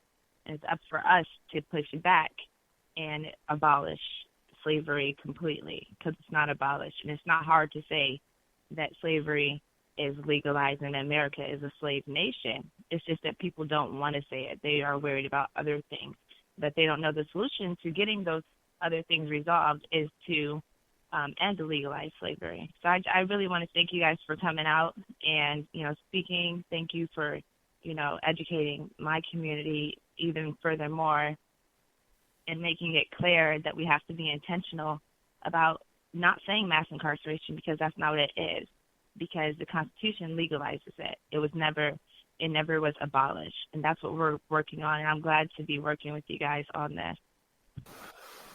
Word, my sister. You got a family member for life now, for sure. So anytime, anywhere, just holler at your man, Max, and we got this covered. Me and Travel. We'll work it out. We'll work it out. Scotty, any questions for Hannah? Hi, Anna. Hannah. Oh, I'm sorry. Hi, Hannah. Hello, Scotty. I just want to thank you for hosting this event and explaining to us how easy it was to connect the dots once you self put that 13th in front of you, because it was the same way for me. I knew something was wrong. I know police brutality is wrong. I know extrajudicial killing is wrong. I know, targeting certain communities and throwing them in prison and breaking up families is wrong. But I didn't really exactly know what it was until 5 years ago. I, for whatever reason, the Creator put it in front of me, the 13th Amendment, and everything clicked right there. Now I know what it is that all of this encompasses. It's slavery. All of these different things are tentacles of slavery. And so thank you for sharing that and taking action on that information, that new information. And because a lot of times, people can be in possession of knowledge, but they don't know how to use it. So thank you for using that knowledge to advance slavery abolitionism in your community. I don't have any questions. I just wanted to thank you. Thank you, Scotty, and thank you, Max, and please tell Tribal Rain I said hi, and that I appreciate everything you guys are doing and have done in the past, and just meeting you guys was such a blessing. You, Yusuf, Hassan, I just said his whole name. you, Yusuf, and Tribal Rain. Indeed, man. We had some good times. We welcome you guys to come back anytime. Everyone's very appreciative from PJP, let me say the whole name, People's Justice Project, International Socialist Organization, and Democratic Socialists of America. We're all, appreciative that you guys have came down, spent time coming down and sharing the knowledge with us, and we hope to continue it, especially People's Justice Project, because a part of our message is that we do fight for what we used to call mass incarceration, which you now have, and I've been saying it, but it came like a stronger impact when you said it, backed up with all the extra knowledge, which I thank you so much for, but in reinforcing that it is legalized slavery, and we have to be intentional with not calling it anything but that, because like Scotty was saying, if we keep calling it mass incarceration, like the movement is going, but the message is going to be watered down. Any other crime, we call it what it is, like you've been saying, like you said before, like we call rape, we call homicide. We can't call legalized slavery or slavery anything else but slavery. It hasn't ended, and this is the only way we can obtain true liberation as a people. Imagine that, trying to call murder something other than what it is. It is as like unwilling extermination. Sorry, you've been a victim of unwilling extermination. But yeah, it has certainly been a pleasure, and I believe we left a huge impact in the community before we left. My heart goes out to the women that I met there during this period, particularly the one homeless woman. I think, what was her name? Cynthia, was it? Do you remember her name? Angela. Angela. My heart goes out to her and what she's dealing with right now. I hope that she gets some stability and the community comes together to assist her in her time of trial. Her story was heartbreaking. And then also meeting up with the two mothers there as well. That was another thing with, Sister Adrienne Hood and Sister Malika, who have lost children to the system, with behind these slave catchers who don't think they're slave catchers. They think they're knights in shining armor, but we went through that, you know what I mean? And again, hopefully that we'll stay in contact with them, and my heart goes out to them. Thank you for everything you did, especially with the kids. The kids was the awesome part for me. Like I said, I'll never forget that. Hearing those children saying, hold on, wait a minute, let me put some freedom in it. And knowing that you were teaching kids. Mm-hmm.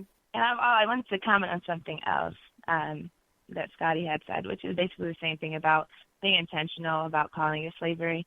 I actually sat down and taught my kids about the 13th Amendment because we had some books that would talk about slavery or talk about segregation or like the Civil Rights Movement of the 60s. And I sat them down and I explained to them 13th Amendment, and I broke it down how basically, it went from the plantations to the prison system. And if 8 and 9-year-olds can understand and want to, learn more about the 13th Amendment, then I feel like we as adults have no excuse but to continue to spread the message. And we took them on a trip to the Black History, the Freedom Museum in Cincinnati, which is a big museum, and they had a timeline of slavery, and they ended the timeline at 1865. And I went through the timeline of when slavery started and when plantation slavery was abolished, quote unquote. And I made sure to even then explain to them and remind them about what we talked about in one of our one of the classes from the weeks before. And so they understand it, and they would ask me questions, and I would gladly answer them. But I feel like that one of the solutions is to educate the youth and not lie to them about what's going on in the world around them. Most definitely, most definitely.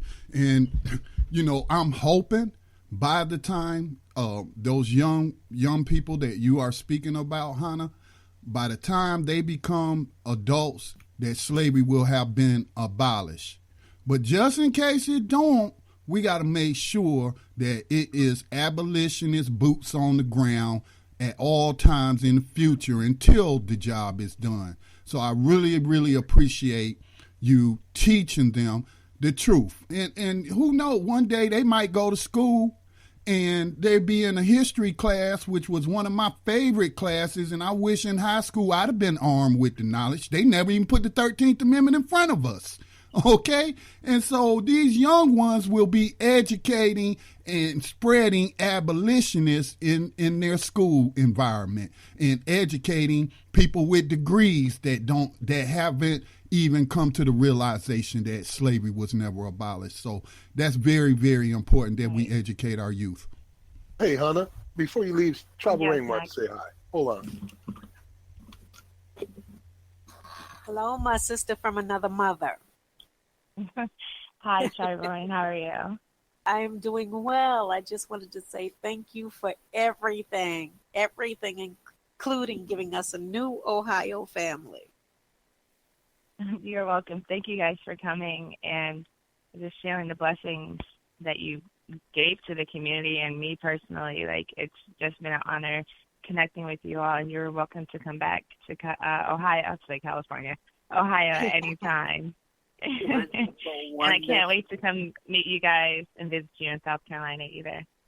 Come on, we're ready. Especially for the march. I'm looking forward to that immensely. Me too. And it's only a few days away. I can't believe, it's been almost a year since y'all planned it, and now it's here. That's it. It's here. It's going to be big, and hopefully it'll touch a whole lot of lives and teach people about the 13th. Mm-hmm. Yes. And I just appreciate, you guys talking to the individual families. I know Max was talking to the father of one of my friends' brothers who is currently incarcerated in Ohio, and he was talking to him outside. So just those individual connections outside of the panel, it just shows that you guys care about the community, and that's what we need is more people doing the work and, coming and spreading the knowledge. So it's a blessing. Word. Thank you again for calling in.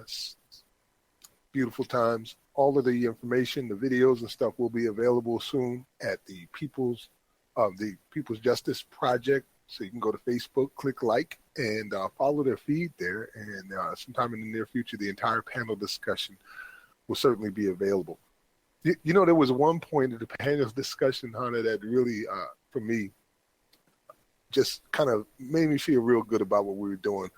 Sean Stevenson was there, and Sean Stevenson, when I met him and we started talking before the panel, he was, first thing he told me, dude, he said, I went to jail with Rick Ross, and my co-defendants was Ollie North and Ronald Reagan. He's like, I know about the prison industry. 20 years I've been in there, and I'm a soldier. I don't like doing these events where I got to talk and talk and talk. When you're ready to do something real, I'm the one you call. And this brother had brought together the Crips and the Bloods to Ohio. He had brought in the chairman, came out as well, and really talked about creating a peace. And at the end of our discussion, the panel discussion, he was completely in agreement with everything I said. You know what I mean? And that really made me feel special. Something special about that. Just knowing that this soldier sees this as an answer too. And that's what I was hoping. Yes. Go ahead. Sorry. No, just to comment on Sean Stevenson, he has been doing a lot of work with, keeping the peace between the gangs in Columbus. And that's what I really want to reach is the hood, for real, because this is who it's affecting. It's affecting our community more than anything. And I just need to find a way to, besides canvassing, just directly engaging with them and keeping them connected to what we do so we can get them out to these events so they can know, like, these streets, they're not going to do anything besides get you enslaved in the prison system or get you killed. And I feel like a lot of people, like, even when I was canvassing, like, in the King Lincoln district, I did speak to a few people. And it's like they know, but also it's like at the same time, they're trying to survive. Black people are too busy trying to survive to be a part of movements like this. They have kids to take care of. They have jobs to go to. And it's a shame that the city won't give us the resources that we need, like they do the white people in Columbus. Columbus is really a tale of two cities. And it's up to us as a community in Columbus and organizations like People's Justice Project to keep pushing that narrative that we need the same resources so they can finally give them to us, or we're going to have to take them, because I'm tired of asking for things. Sister Tammy Alsada, she is one of those people that is pushing hard for those resources. And I talked to her about what they're doing in Asheville, and I hooked you up with Sharon Smith and what they're doing in Asheville. And they say they got it from Vermont, from the Center for Popular Economics. So you should look it up over there to get more details on how they're doing land acquisitions, where the community is becoming more and more in control of not only the land and the resources, but how they're managed, with their own security and very self-sustainable. So that would be the Center for Popular Economics. Shout out to my sister Tammy out there working hard in Ohio too. Thank you. I will let her know. And I've actually connected with Sharon Smith. I have yet to send her a message, but we did add each other. So thank you for that again, Max. Change starts in your mind, that's for sure. You start looking at things differently and you start doing different things, new habits. Word. Liberation must come in a place that doesn't have legalized slavery. You can't have liberation as long as slavery is right there next to you. Otherwise, you might as well be Solomon Northup playing your violin up in the north while your brothers and sisters are in cages in the south. Right. I heard somebody giggle in the background like, damn, Max, you had to go that hard. That's a real talk, man. That's a real talk. It is real. I mean, it most certainly is. A lot of people are playing their fiddles, and they're just concerned about their personal space. And they're concerned about actually moving up in this system and getting a more comfortable place on this plantation, as I've heard other people describe it. So the Solomon Northup, comparison is very applicable to some of the things we see or some of the people we see out there today. But at the same time, I do acknowledge something that Hannah said, is that many of them are just trying to survive. They're just trying to survive. And so they're just trying to do what they need to do in this system that is definitely, they say that the board is stacked against you. It is stacked so that it will route you into slavery. So yeah, that is very accurate, Max. Solomon Northup's. But hey, even he came to realize, when it touched him personally, and we hope it don't take that for some people, that it has to touch them purposely or personally before they get involved in abolishing slavery. Right, exactly. Well, it's been a great conversation, Scotty, but we got about 15 minutes left, 3 segments left to do that. I'm pretty sure we're going to skip at least one and maybe shorten another one. But the one thing that I did hope to do was get the chance to read the list of names as speakers for the before you do that, Max. Yes. Mind, Body, and Spirit Radio, they won't be back on air till September. Shout out to Feather Light, who I don't want to share her medical information, so y'all just keep her in your thoughts and prayers for those praying people. That she returns to good health, and Black Rose is actually traveling right now. So if we need, extra 5-10 minutes, that's cool. Okay, understood. Well, with this list of names, you heard at least 2 of them here tonight, as a matter of fact, the list of names. And this is a position of extreme honor and responsibility to be a speaker at the Millions for Prisoners Human Rights March on D.C., or even in one of its sister events. It's a very powerful responsibility because it lays on your shoulder to express what we're dealing with and how you view this 13th Amendment movement as a way to ending it. And your testimony matters at this point. So it is a very prestigious opportunity here in this incredible time in history when we can make a difference as individuals, sometimes with just the words you say. So the list for the Millions for Prisoners Human Rights Organizing Committee is proud to announce a dynamic list of guest speakers for the upcoming Millions for Prisoners Human Rights March being held in Washington, D.C., August 19th, 2017. Please forgive me for saying names wrong. Top of the list, Ramona Africa from the MOVE organization. James McKay, Stuck on Replay. Max Parthas, New Abolitionist Radio. Robert King, Angola 3, former political prisoner.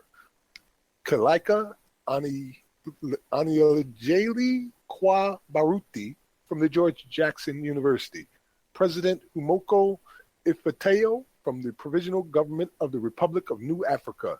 Jihad Abdullah Muhammad of the Jericho Movement. Chandra Scott of the ACLU of South Carolina. Shout out, and it had to be South Carolina. Shout out to South Carolina. Y'all make me proud sometimes. Jakila Abdullah Ali of the Incarcerated Workers Organizing Committee. Kemi Maturin of the Hope Foundation. Amanda Chavez Barnes, U.S. Human Rights Network. Tomiko Shine, Aged People in Prison, Human Rights Campaign. Lamont Banks, A Just Cause. Masai Ihozi, Prison and Gang Program of Al Ummah on the Iman Jamil Action Network. Paulette Dutiel of the International Leonard Pelter Defense Committee. Shout out.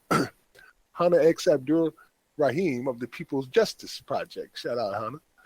Amini Sawari of the Social Justice Writer and Content Producer. Rebecca Hensley, Social Change Agent, Louisiana. Mala Devine, Millions for Prisoners Human Rights Organizing Committee. April Goggins, core organizer, Black Lives Matter, DC, and creator of hashtag Keep DC for Me. Eugene Poirier, Justice First, Jobs Not Jails Coalition, Stop Police Terror Project, DC. General Parker, Central Illinois Coalition of Black Trade Unionists. Natalie M. Cohen, Prison Lives Matter. Kenneth Glasgow, The Ordinary People Society. Quixote Scarborough, Chief Organizer of Free 'em All Political Prisoner Advocacy Coalition. Topeka Sam, National Council for Formerly Incarcerated Women and Girls. And finally, but certainly not lastly, Crystal Roundtree, Director, I Am We, Prison Advocacy Network. Congratulations to everybody who is speaking, and may God and the ancestors bless your words on that important day. Most certainly, and will be a historic day. I mean, it will be one for the history books because there hasn't been an abolitionist gathering of this magnitude since pre-1865. Amen to that, man. There's another story that we're not going to get into, but I'm going to put it on New Abolitionist Radio. I'll be talking about it probably throughout the week. Maybe Scotty will do a story on it if he hasn't already. And that's what's happening in Baltimore when we had this tape revealed that police were planting evidence on innocent people. And now prosecutors have dismissed 34 gun and drug charges behind that body camera investigation. It's a rabbit hole and a half, and you should look into that. Scotty, I don't know if you have already, but maybe it might be something of note for you to talk about on. Yes, I'm aware of it. I'm aware, and I have shared that. I haven't personally created any media on it, but I have been sharing that story. It actually went viral. The stupid slave catcher recorded itself planting evidence. Yes, indeed. The stupid slave catcher. All right, so we've only got a few minutes left. I guess we can start with our... we do have a call, Max. Sorry to... Oh, we do have a caller? All right. Yeah, we got another caller. Welcome to New Abolitionist Radio. 816. Please share your name and go ahead with your question or comment. Hi. Hi, this is Victoria Chase calling from Texas. Ah, Victoria Chase, you were just spoken of very fondly by Yusuf Hassan.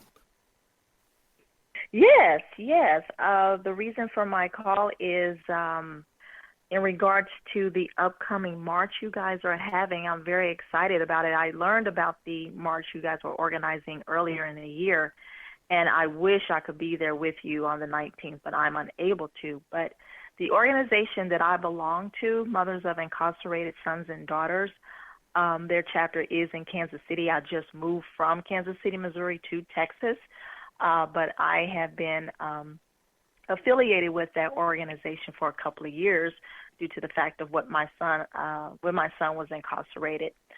But it is a I can't say that word too well. Advocacy organization for mothers and fathers whose children are in the criminal justice system.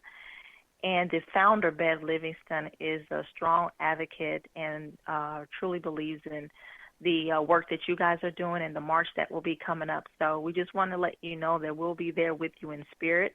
And on that day in Kansas City, they'll be holding a rally in solidarity. I don't know if you guys are aware of that, but just wanted to let you know that. Yes, with I believe Keith Brown L. and the Missouri Cure organization is holding a rally in Missouri during that time on the 19th in solidarity. Is that the one you're talking about? Yes. Uh-huh. Thank you so much. We appreciate that. So, and we're glad that we have your support and understanding. And maybe we're offering you some hope as well. Because, when this story is done, there's going to be a lot of resources that have been freed up that can go into rebuilding lives and communities. We're talking about spending $500 billion a year on our prison industrial complex and all the things related to it, at least $500 billion a year. And our argument is that about half of that, including people and resources, need to be done with. So those resources will be freed up, and hopefully it'll change lives along the way. Absolutely. Well, keep up the great work you guys are doing, and keep us posted as maybe we can partner with you guys down the road or what have you, but please keep us posted. Indeed. Thank you so much, my sister. If you want to participate in some way in marketing or promotional help getting the words out, please reach out to Crystal Roundtree at imweubuntu.com. She's the lead organizer there, and I'm sure she can find some way that you might be able to assist in the next 16, 17 days. Thank you again for your support. God bless. Thank you. Will do. Thanks. Bye-bye. All right, man. Scotty, it's a beautiful day in the neighborhood, man. Yes. You know what I mean? Like, there's hope on the horizon, right? Yes. I mean, like I've said it in the past, there's victory in resistance. And so there is victory in turning people on to abolition and seeing them, just accept it. And what was expressed by some of the earlier callers about the event that was held in Ohio with Sister Hannah that she organized, and how the people, that's victory. That's a victory. That's a battle right there, and winning you hear the military term, winning hearts and minds. So that's what you're doing. There's a battle for hearts and minds. And so, yes, Max, I am very encouraged. I am very inspired that we will end slavery. It's not a matter of if, it's when, as you stated earlier. Word, exactly. It's not a matter if, it's a matter when. We've got to start preparing for what happens afterwards. So we're not caught so unaware as we were the last time, thinking someone was going to help us when they did not at all. But yeah, so we've only got we're down to 5 minutes, and you said you got an extra 5 or 10. So we got these 3 segments. Would you like me to start with the rebellions? Oh, whatever, Max, you want to do, sir. All right, brother. Well, tonight, let me pull this up here. In the segment For Freedom's Sake, A History of Rebellion, we will be reading an excerpt from Howard Zinn's book, 1619-7041, Slavery and Slave Rebellions in the U.S. Consider this: while we bicker and fight over who owns the most poverty and oppression. In New York, in 1741, there were 10,000 whites in the city and 2,000 black slaves.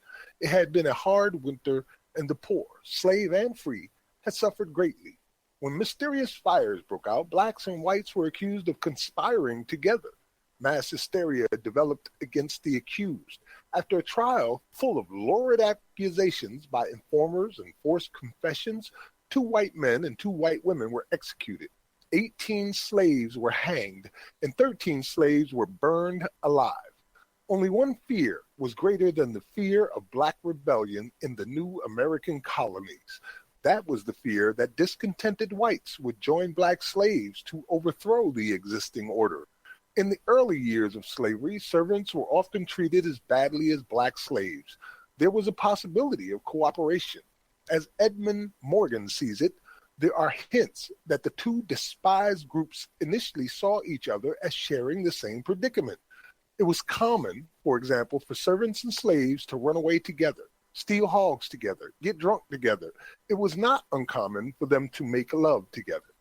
In Bacon's rebellion, one of the last groups to surrender was a mixed band of 80 Negroes and 20 English servants. As Morgan says, masters, initially at least, perceived slaves in much the same way they had always perceived servants: shiftless, irresponsible, unfaithful, ungrateful, dishonest. And if free men with disappointed hopes should make common cause with slaves of desperate hope, the results might be worse than anything Bacon had ever done. And that is from Slavery and Slave Rebellion in the U.S., Howard Zinn. Oh, certainly. Max, I got some breaking news. Yes, sir. Yes, I have just been informed by Crystal that with overwhelming support from Jailhouse Lawyers Speak reps, I have been informed that one moderator has been selected and approved, and that is me. And so I am honored by this appointment. As I had spoke to Crystal earlier, if all I can do is stack some chairs, that's all.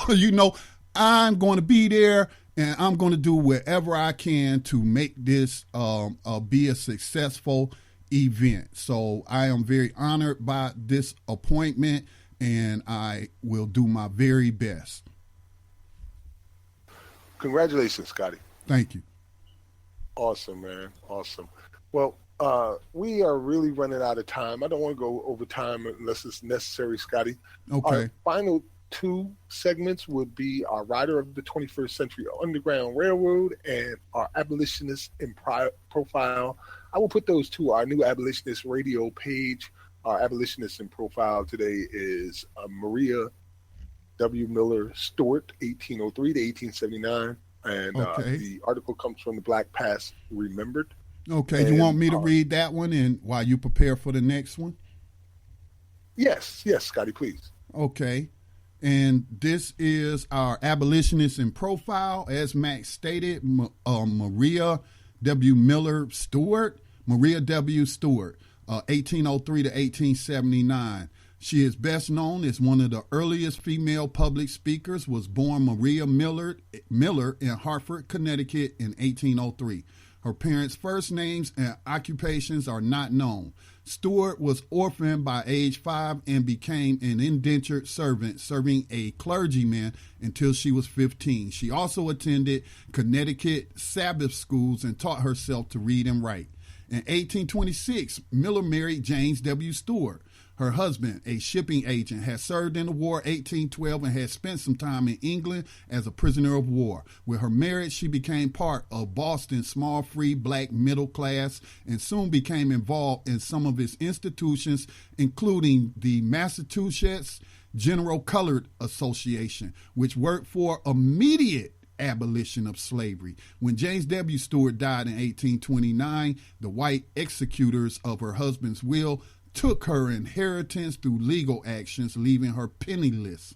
Soon after, Boston abolitionist William Lloyd Garrison established his newspaper, The Liberator, in January 1831. He specifically called for black women to write in his pages. Stewart was the first woman to respond, and by the summer of 1831, he published her first essay, Religion and the Pure Principles of Morality, as a pamphlet.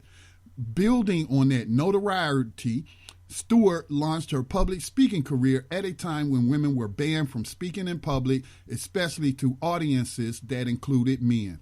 In her first address in April of 1832, Stewart spoke about a women-only audience at the African American Female Intelligence Society, an institution founded by the free black community of Boston. Speaking to that audience, she used the Bible to defend her right to speak and lectured on religion, justice, and equality. On September the 21st, 1832, Stewart delivered a second lecture, this time to an audience that also included men. She spoke at Franklin Hall, the site of the New England Anti-Slavery Society meetings. She called for civil rights for Northern blacks and questioned immigration to Africa, which was promoted by the American Colonization Society.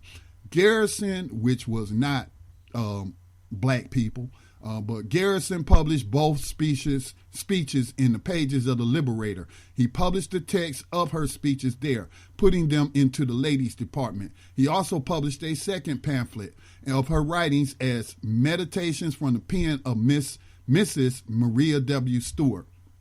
On February the 27th, 1833, Stewart delivered her third public lecture, African Rights and Liberty, at the African Masonic Hall. Her fourth and final Boston lecture before moving to New York was a farewell address on September the 21st, 1833, when she addressed the negative reaction that her public speaking had provoked, expressing both her dismay at having little effect and her sense of divine call to speak publicly. In 1835, Garrison published a pamphlet with her 4 speeches plus some essays and poems, titling it Productions of Miss Maria W. Stewart. All the pamphlets created a much wider audience for Stewart's work and inspired other white and black abolitionist women to become orators. After moving to New York City, Stewart remained an activist, attending, for example, the 1837 Women's Anti-Slavery Convention, but she never spoke again in public. She supported herself by teaching in public schools in Manhattan and Brooklyn, and eventually became an assistant principal of the Williamsburg School in Brooklyn. Apparently, after losing her teaching position in New York, Stewart moved to Baltimore in 1852 or 1853.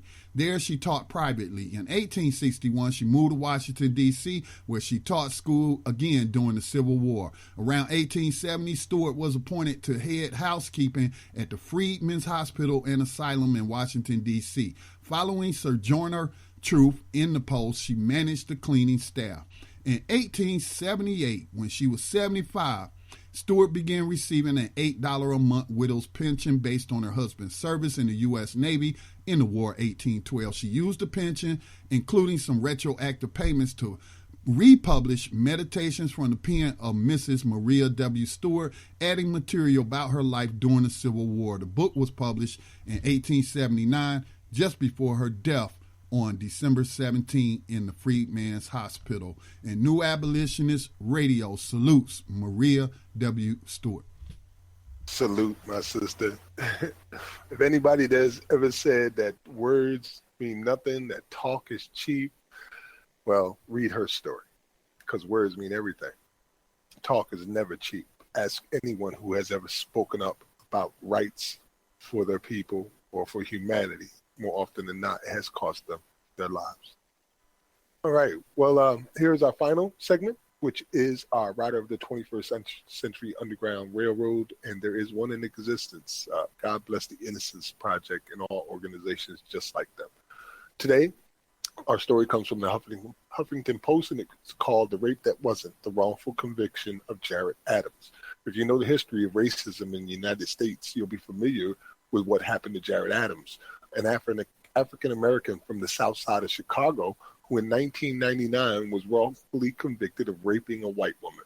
And in this article, there is a 10-minute video where he talks about his case in his own words. While Jared's wrongful conviction is a riveting story, the real story, as he likes to say, is what he's doing now. As he was fighting to prove his innocence in prison, Jared developed a passion for the law. After he won his freedom, he went back to school and became an honored student. This spring, he will earn his associate's degree, and he's currently applying to universities so that he can graduate with his bachelor's in 2 more years. Though Jared has excelled It hasn't been easy. On December 24th, 2009, he learned that the state of Wisconsin denied his request to be compensated for his wrongful conviction, which was money he would have used to pay for his education. Today, Jared is looking for work and shoveling snow to pay rent as he takes night classes. Even though my record is clear, I have an 8-year gap in my life, says Jared. It's a hard thing to explain to employers. I've lost jobs because of this. I've had trouble getting jobs because of this. But Jared remains focused on his ultimate goal of getting into law school and becoming a lawyer so that he can, in his own words, defend against the same thing that got him convicted, not having a defense. We here at New Abolitionist Radio salute you, Brother Jared Adams. Welcome to freedom. Welcome to freedom. It doesn't end, brother. It doesn't end. Even after you get out, they're still on you. Like, that's why I said I don't expect reparations of any kind immediately. I just don't. They'll let the brothers free. They'll let the sisters free. And then they'll say, be happy with that. Don't you dare ask for anything else. And be mad because they had to give up the money that you were making them. Right. You know, and I definitely am in full support of reparations. Yes. As I have expressed to our comrades in the reparations movement, is that we need reparations for what's going on to the victims now and not just for the past. And most importantly, we got to abolish slavery first. Boom. Boom. Simple as that. It's always Occam's razor. Simplest answer is usually the right one. It avoids cognitive dissonance building up and developing. Well, we're at the end of our program. We're a little over time. We appreciate you hanging out with us tonight. Thank you so much to our callers from Ohio and across the country who have called in and shared their sentiments and ideas with us. Shout out to my people in Ohio specifically. Keep up the good work, and you are an example to the rest of the country. They can follow suit and do the exact same things, and it doesn't take that much work. And remember how this whole butterfly effect thing works. You know, each one teach one. You tell one and they tell another, and before you know it, everybody knows the truth. Scotty, any closing statements for this evening? No, but I just want to thank each and every one who called in to speak, and each and every one who is listening right now and will listen later. And I'm just very inspired, man. Sometimes I do get emotional, man. I really do, man. It's been times, man, where I hear some of these good field reports and I tear up, man. I tear up because, you know, like 5 years ago, man, I couldn't envision us coming to this point. I'm sorry. Scotty, we understand, brother. We love you. And it's an honor to be side by side with you to see these things occur, you know. Believe me, I understand. It can be very inspiring and emotional. But we're at the finish line now, brother. You know what I mean? We're coming up on some conclusions. It's about time. And 2 days after the Millions for Prisoners Human Rights March on Washington, D.C., there will be a total eclipse of the sun. We don't get to see much of them. I call that a sign and a symbol. Indeed, freedom is coming. Well, you've been listening to New Abolitionist Radio with Scotty Reed and Max Parthas. Be sure to tune in next week on blacktalkradionetwork.com. We'll continue our reporting on modern-day slavery and human trafficking, as well as highlighting people and projects who help to combat it. And remember this, abolition is a reason for a revolution, so we can finally know some peace. Peace. Rise up, rise up, rise up, rise up, rise up, rise up, rise up, rise up, rise up, rise up. Showtime. Just lift your eyes up. Let your wise rise up. See the signs of the times. If it's time, rise up, rise up. When death and hell dwell among all God's people. When those we chose and trusted have become completely corrupted and inherently evil. When the feast that feeds you starves our father's children. When snuff porn and pedo forms begin to get top billing, rise up. When famine claims millions, when justice gives blind eyes to billions, when the Lord's anger is no longer feared, if his protection is gone and your enemies are near, if you've seen the seas spill over and the mountains shake, break, and fall, if the moon ever turns blood red and you can't see the sun at all, rise up. No matter if the prize is high in the skies or deep.